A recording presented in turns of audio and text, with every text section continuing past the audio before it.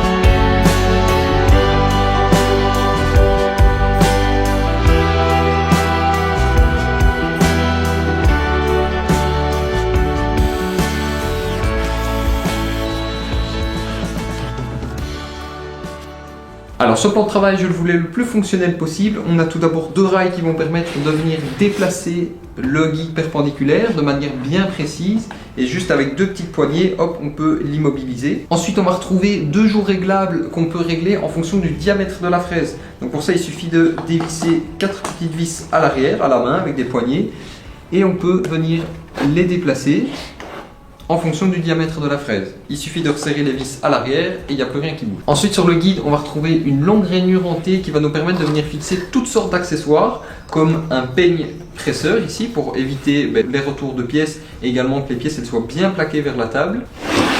Dans cette rainure, on va également pouvoir envisager de fixer des butées bien perpendiculaires comme ça. Là, je vous la montre parce que je vais justement l'utiliser dans un prochain projet. Et ensuite, dernière chose qu'on peut retrouver sur ce plan de travail, on a un rail ici qui traverse tout le long de la table. Comme ça, on va encore une fois pouvoir par exemple fixer des peignes presseurs pour presser les pièces vers le guide. Et dans ce rail, on va également pouvoir venir faire glisser différentes sortes de gabarits pour faire avancer des pièces vers la fraise. Voilà, vraiment un ensemble de choses qui ont été bien réfléchies pour que cette table elle soit agréable à être utilisée, qu'on puisse faire beaucoup de choses avec, des assemblages, des usinages, un petit peu de toutes sortes. Voilà, mais dans l'état actuel des choses, la défonceuse sous table elle est déjà fonctionnelle, mais elle n'est pas terminée. On va encore se retrouver dans une dernière vidéo pour fabriquer l'ensemble des tiroirs du meuble défonceuse sous table. Alors on va pas faire des simples tiroirs, c'est le but. Maintenant qu'on a une défonceuse sous table, on va pouvoir s'amuser à faire des assemblages pour avoir des tiroirs bien solides qui sont agréables à fabriquer. Et ensuite, en plus de fabriquer les tiroirs, on va également installer un interrupteur déporté. Alors voilà, si tu ne veux pas louper la dernière partie de ce projet et ensuite avoir tous les plans de cette réalisation, n'oublie pas de t'abonner à la chaîne YouTube, mettre un petit pouce en l'air si ça t'a plu, ça me fait toujours très plaisir de voir tous vos retours. Je vous en remercie beaucoup. D'ici là, bricolez bien, c'était Gauthier.